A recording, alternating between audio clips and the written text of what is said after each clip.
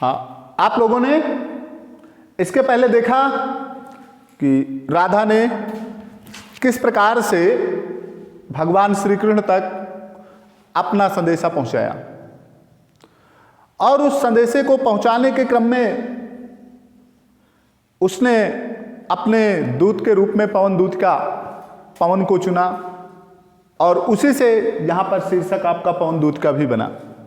तो उसी क्रम में राधा क्या संदेशा दे रही है पवन को, क्या बता रही है आगे, यानी जैसे उसने बताया कि किन किन स्थितियों में भगवान श्री कृष्ण होंगे तब तुम ये कार्य करना, ये आप जान चुके हैं। उसके बाद और आगे क्या बता रही है इसका वर्णन देखिए। बताया उसने, यों प्यारे को विदित करगे सर्व मेरी व्यथाएं।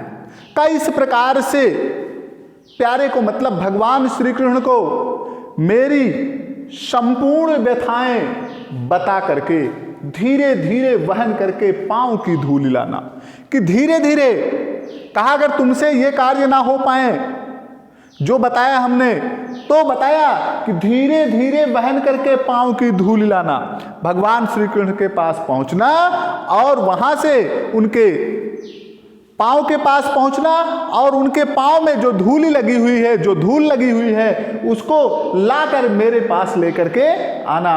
थोड़ी सी भी चरण रज जो ला न देगी हमें तू, कहा यदि थोड़ी सी भी चरण रज यानी चरणों की धूल, तत्पुरुष समास, बताया कि अगर थोड़ी सी भी रज यानी धूल ला दोगी हमारे लिए तो हाँ कैसे तो व्यथित चित्त को बोध मैं दे सकूंगी। तो कहा तब मैं उसको प्राप्त करके अपने चित्त को, अपने व्यथित मन को थोड़ा समझा लूंगी।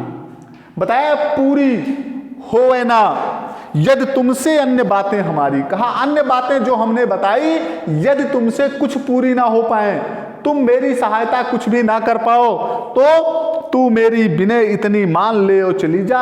कहा तुम मेरी इतनी विनय, मेरी तुमसे इतनी प्रार्थना है कि उसको तुम मान लो और यहां से चली जाओ। छू के प्यारे कमल पग को प्यार के साथ आ जा, कि प्रेम पूर्वक भगवान श्री कृष्ण के चरणों को छू करके तुम वापस मेरे पास आ जाओ। जी जाऊंगी हृदय तल में मैं तुझी को लगा के, बताया मैं तुमको ही लगा के, अपने हृदय से तुमको ही लगा करके भगवान श्री कृष्ण के स्पर्श को समझ लूंगी और महसूस कर लूंगी, एहसास हो जाएगा कि भगवान श्री कृष्ण मेरे पास हैं और उसी में मुझे संतोष हो जाएगा। अब देखिए इससे संबंधित मैंने प्रश्न उत्तरों को आगे जो थे उन प्रश्न उत्तरों को बता दिया, इससे भी 2-3 प्रश्न बनेंगे, उससे संबंधित प्रश्नों को आप देख लीजिए।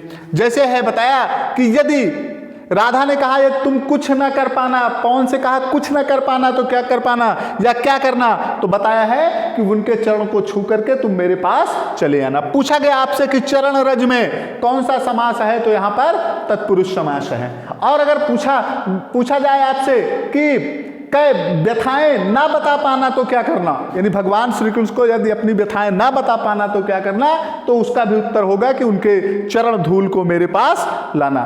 इसके अलावा थोड़ा सा अब आपने पढ़ा इसके बारे में, कभी कभी बोर्ड एग्जाम में आपसे जो पुस्तक से लिया गया, यानी पवन दूत का तो आपके पुस्तक का शीर्षक है, लेकिन ये वास्तव में प्रिय प्रवास से लिया गया है। प्रिय प्रवास के बारे में थोड़ा सा आप जान लें कि यह हिंदी काव्य का हिंदी खड़ी बोली का प्रथम महाकाव्य है। इसके यानी अयोध्या सिंह उपाध्याय हरिऔध को इसी ग्रंथ को लिखने के पश्चात हिंदी साहित्य में अच्छे से जाना जाने लगा, इसी साहित्य से वे प्रसिद्ध हुए। इसके बारे में अयोध्या सिंह उपाध्याय हरिऔध ने अपने ही यानी पुस्तक में लिखा है कि वे ब्रजांगना विलाप, इसका नाम पहले ब्रजांगना विलाप, ये देखिए ब्रजांगना विलाप, बहुत कम ही लोग जानते हैं कि उन्होंने इस पुस्तक का नाम सबसे पहले, जो प्रिय प्रवास है पुस्तक, इसका नाम उन्होंने बहुत पहले क्या रखा, सबसे पहले जब इस पुस्तक को वो लिखने लगे, इस महाकाव्य की रचना करने लगे, तो उन्होंने इसका नाम ब्रजांगना विलाप रखा था। इसके पश्चात ये रचना इनकी 1909 1909 में इन्होंने इसको लिखना शुरू किया और यह महाकाव्य 1913 ईस्वी में संपूर्ण हुआ। 1909 में इस महाकाव्य प्रिय प्रवास की महाकाव्य की रचना शुरू की उन्होंने और 1913 ईस्वी में उन्होंने इसको पूर्ण किया। इसके अलावा यह महाकाव्य 17 सर्गों का है। कभी कभी पूछ लिया जाता है कि आपके छोटे प्रश्नों में कि प्रिय प्रवास में कितने सर्ग हैं, तो आप जान लीजिए कि इसमें प्रिय प्रवास में कुल 17 सर्ग हैं। यह 17 सर्गों वाला एक महाकाव्य है और अंत्यानुप्रास अलंकार से परिपूर्ण है। अंत्यानुप्रकार, और इसकी जो भाषा है वह हिंदी खड़ी बोली है और शैली इसकी संस्कृत निष्ठ है। तो अगर अब इससे संबंधित जो भी प्रश्न आपसे बनेंगे वो प्रश्न चाहे आपके महाकाव्य से बने या आपने जो पवन दूतिका में इसके जो अंश संपादित किए गए हैं उससे बने, इन सभी के अच्छे से आप प्रश्नों के उत्तर देने में समर्थ होंगे। धन्यवाद।